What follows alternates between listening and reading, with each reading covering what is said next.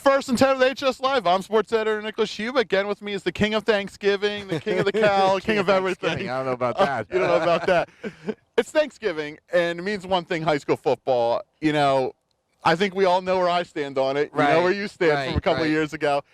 But this year, you know what? We will allow Thanksgiving football. Yeah, this year, you know, I've written some columns in the past where I haven't been a fan of Thanksgiving football, but I think this year it's well deserved to be played. I think it has added significance. I think everybody, you know, sometime when these games are over on Thanksgiving, and some games will be played on the Saturday after Thanksgiving. I think when the final game, you know, when the final seconds run off the clock of the final South Jersey football game for 2020, I think everybody's going to just breathe a collective sigh of relief and say we made it and got through. So, you know, Thanksgiving football, people got a reason to be extra thankful this year that they're even on the field. And I feel kind of the same way about it. I've been a proponent of the state playoff running to the end and all that jazz. But I think this year, you know, it's a perfect kind of way to kind of sum up what we've all been through over, you know.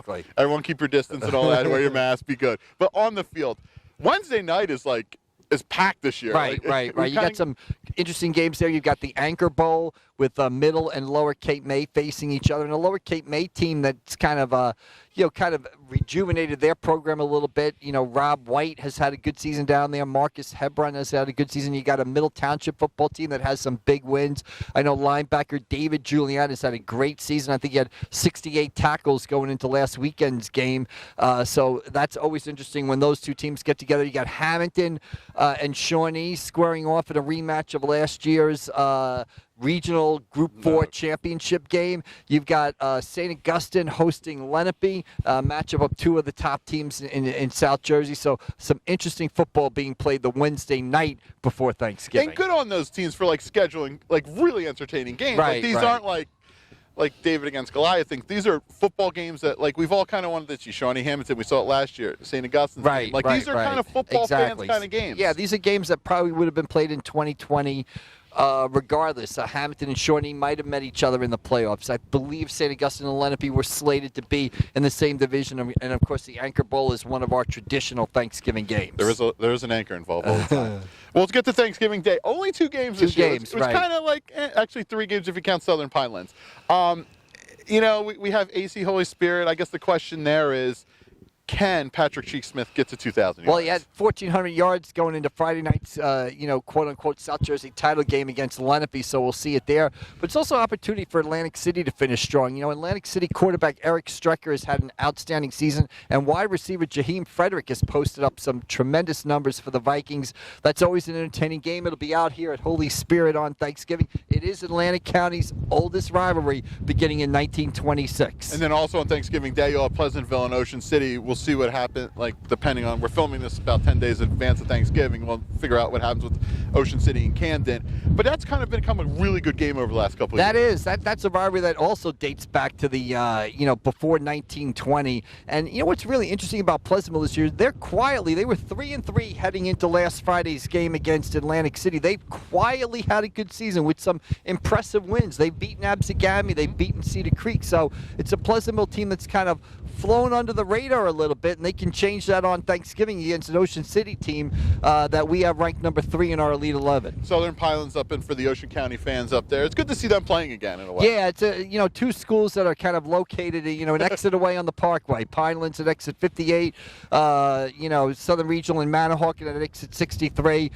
It's a good matchup. It's one of those traditional games that you think would be played on Thanksgiving. The 2 teams got together, this year to play it, and obviously good matchup there. And also, we're remiss if we talk about one of the oldest running Thanksgiving games in the country, not being played on Thanksgiving, being moved to Saturday of Thanksgiving weekend. Right. Millville and Vineland. Millville and Vineland, a couple of days, usually played on Thanksgiving at 10:30 in the morning, is going to be played this Saturday. Vineland out 2 weeks because of COVID. They are coming back the Wednesday, I believe the Wednesday before Thanksgiving. They are permitted to start practice, so they will practice for a few days and then play Millville in what is one of the country's oldest Thanksgiving rivalries, and a game that really determines, what Thanksgiving football is about. It'll be different this year. I mean, the crowd limits are going down, even from the 500 that you're allowed throughout all of the season. It'll be down to 150, and that'll count some players and coaches and other essential personnel. So the crowds will be down, but it'd still be interesting and meaningful for these players to finish their career in meaningful games. Before we wrap up, I'd be remiss. The coronavirus, COVID-19, kind of put a hold on a lot of things. One of those things was that move towards a state playoff system where we have a full state champion. Right. Do you think, in the Thanksgiving games, we're going to be hugely impacted by that? We talked about it a lot during the last couple of years. Do you think that reset has kind of dampened the kind of the support for an all-out state champion in the public schools, or you just don't know right now? No, I don't know right now, but my guess would be no. I think as soon as conditions go back to quote-unquote normal, the drive for state championships and kind of away from these games will continue. You saw it this year. I mean, Mainland and EHT, they ended their Thanksgiving rivalry this year. They played early in the season. Absegami and Oakcrest moved their game to earlier in the season. So, I would suspect when things get back to whatever normal is, the drive to have a true state champion in high school football will be as fervent as it always was. Hey, this is like the famous game up in Lafayette, Eastern and Phillipsburg. Eastern and Phillipsburg. Right. They played on Thanksgiving. They played on Saturday. Right, because they wanted to take advantage. Through last weekend, you could have 500 fans at a game. The Thanksgiving game with the governor's new regulations, you're down to 150, and of course, that counts players, coaches. So that really means almost no fans. So even that game is getting shifted off Thanksgiving. Everything is all over the place. But we've gotten to this point. Everyone's done their job. And for that, we'll breathe a sigh of relief and say thank you. And now we'll be on to the winter. This is the winter sports season. We'll see what happens there. Guys, thanks for watching all season. For Mike McGarry, I'm Nicholas Huba.